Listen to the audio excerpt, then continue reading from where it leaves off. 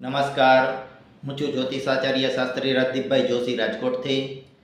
કાળી ચૌદશના નિવેદ ક્યારે કરવા તેનો નિર્ણય તારીખ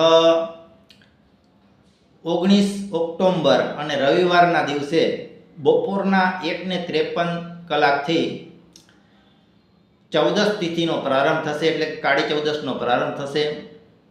તે 20 ઓક્ટોબરને સોમવારે બપોરના 3:46 સુધી કાળી ચૌદશ એટલે કે ચૌદશ તિથિ છે.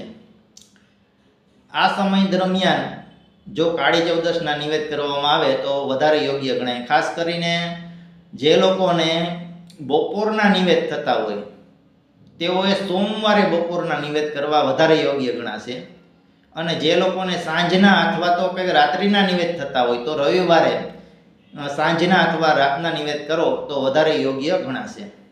નમસ્કાર.